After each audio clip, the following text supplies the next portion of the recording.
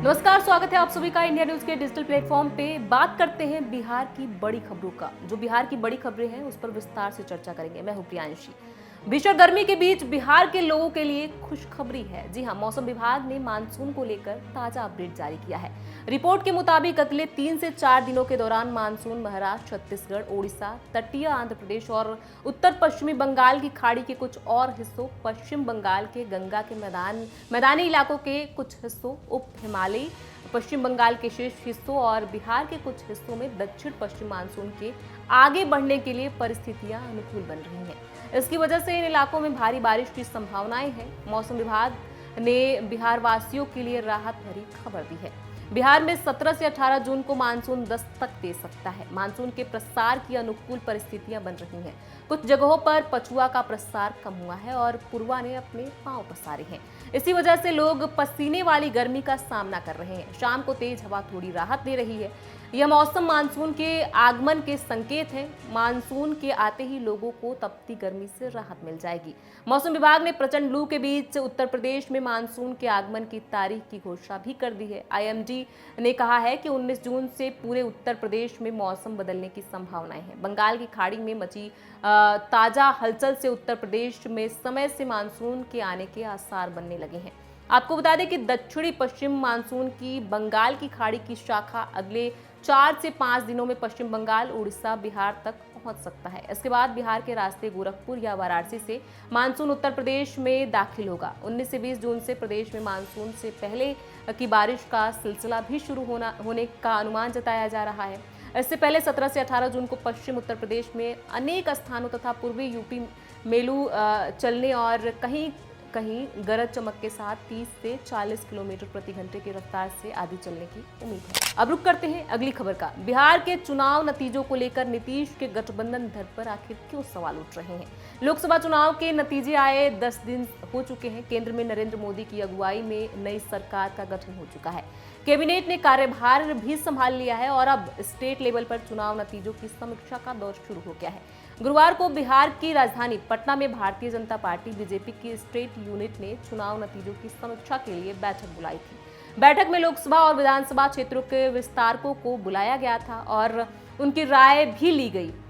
इस बैठक में वो सीटों पर फोकस थी जहां बीजेपी की अगुवाई वाले राष्ट्रीय जनतांत्रिक गठबंधन यानी कि एनडीए के उम्मीदवारों को शिकस्त का सामना करना पड़ा था। बैठक के बाद अब ये सवाल उठ रहे हैं कि बिहार में एनडीए का भविष्य और स्वरूप कैसा होगा।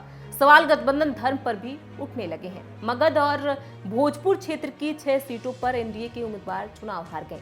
लोकसभा चुनाव के 7वें और अंतिम चरण में बिहार की 8 सीटों पर 1 जून को वोट डाले गए थे। इनमें से 6 सीटों पर एनडीए को हार मिली।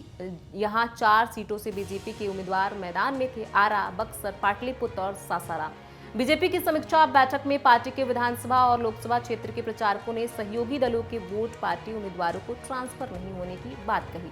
प्रचारकों ने सहयोगी दलों के वोट ट्रांसफर नहीं होने की बात कही और साथ ही ये भी जोड़ दिया, विशेषकर जेडीयू का वोट बेस लौ कुश यानी कुर्मी, कोयरी, कुशवाहा वोट बैंक ही रहा। इन वर्गों के वोट को लेकर नीतीश कुमार की ओर उंगली उठी तो बचाव में राष्ट्रीय लोक मोर्चा आरएलएम के प्रमुख उपेंद्र कुशवाहा भी खुलकर उतर आए। जिन सीटों पर एनडीए उम्मीदवार हारे हैं, खुद उपेंद्र कुशवाहा की सीट काराकाट भी उनमें शामिल है। आपको बता दें, काराकाट में भोजपुरी फिल्मों के अभिनेता पवन सिंह के मैदान में उतरने से उपेंद्र कुशवाहा को नुकसान हुआ और वह न सिर्फ हारे, तीसरे स्थान पर रहे। काराकाट से आरजेडी उम्मीदवार राजाराम कुशवाहा जीत गए। उपेंद्र कुशवाहा ने एक अखबार में छपी खबर की कटिंग पोस्ट करते हुए सोशल मीडिया प्लेटफॉर्म एक्स पर लिखा, एनडीए के सभी घटक दलों के नेताओं से करबद्ध निवेदन है कि ऐसी खबरों को पब्लिक डोमेन में जाने से रोकें। बचें, इस तरह की खबरें आपस में कटुता बढ़ा सकती हैं, आरोप प्रत्यारोप की स्थिति को जन्म दे सकती हैं। चुनाव परिणाम की समीक्षा जरूरी है, लेकिन यह एनडीए का आंतरिक मामला है। सार्वजनिक मंच पर चर्चा हमारे मूल मकसद को ध्वस्त कर सकती है। विरोधी आग में घी डालने का काम करेंगे। अब रुक करते हैं अगली खबर का। अमरपाली दुबे ने दिखाए लटके झटके, 10 घंटे में ही नगिनिया ने मचाई धमाल। आपको बता दें, भोजपुरी इंडस्ट्री के गाने सोशल मीडिया पर छाए रहते हैं। रिलीज के कुछ ही घंटों में ये गाने वायरल हो जाते हैं। इन गानों को लोग बार बार देखना पसंद करते हैं। भोजपुरी फिल्म इंडस्ट्री की टॉप एक्ट्रेस अमरपाली दुबे का भी नया म्यूजिक वीडियो नगिनिया काफी वायरल हो रहा है। इस गाने को सिंगर प्रिया मलिक ने गाया है। एक्ट्रेस ने सोशल मीडिया पर गाने की झलक साझा की है।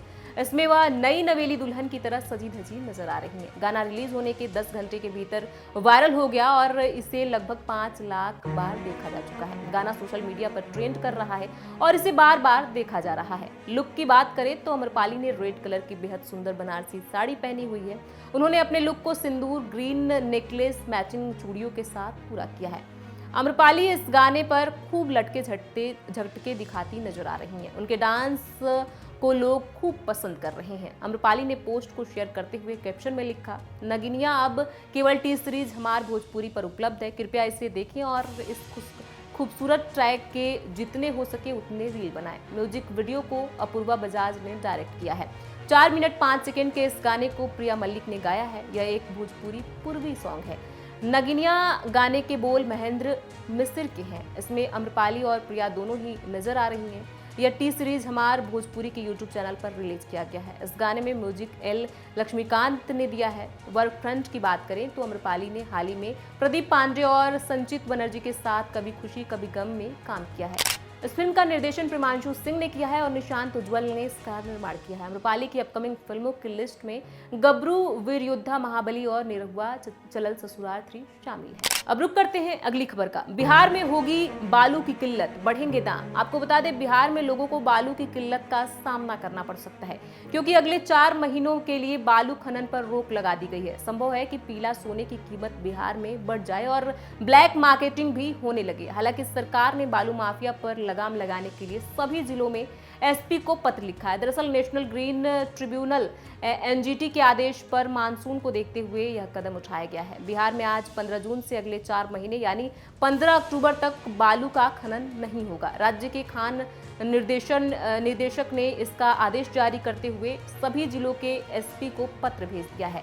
नेशनल ग्रीन ट्रिब्यूनल के आदेश पर फैसला लिया गया है कि राज्य के किसी भी बालूघाट से अगले 4 महीना तक बालू उठाव नहीं होगा। एनजीटी ने मानसून को देखते हुए निर्णय लिया है ताकि पर्यावरण का कोई नुकसान ना हो।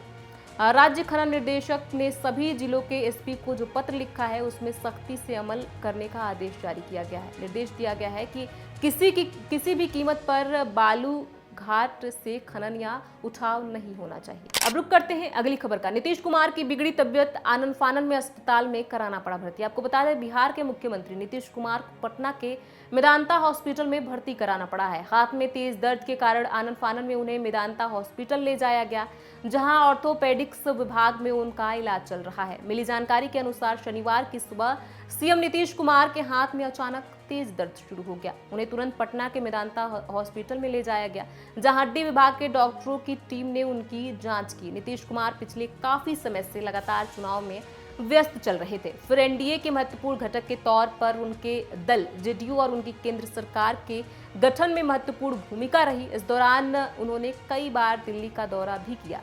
9 जून को प्रधानमंत्री नरेंद्र मोदी और नई कैबिनेट के शपथ ग्रहण समारोह में भी शामिल रहे। दिल्ली से पटना लौटे नीतीश कुमार ने शुक्रवार को ही कैबिनेट की बैठक में भाग ली थी। बैठक में बेरोजगारी भत्ता और सरकारी कर्मचारियों के आवास भत्ते सहित 25 महत्वपूर्ण मुद्दों पर फैसले लिए गए। जेडीयू ने 29 जून को राष्ट्रीय कार्यकारिणी की बैठक बुलाई है। इसकी तैयारियां भी चल रही हैं। पिछले दिनों लोकसभा चुनाव प्रचार के दौरान भी सीएम नीतीश कुमार की तबीयत खराब होने की खबर आई थी। इसके बावजूद पूरे चुनाव के दौरान वह काफी सक्रिय नजर आए। लगातार व्यवस्था के बीच शनिवार को हाथ में दर्द होने पर अपने स्वास्थ्य का ध्यान रखते हुए वह तुरंत अस्पताल पहुंचे और उपचार करा रहे हैं। बिहार की बड़ी खबरों पर ऐसे विस्तार से चर्चा करते रहेंगे। इंडिया न्यूज़ बिहार झारखंड देखना बिल्कुल ना भूलें। बहुत बहुत शुक्रिया।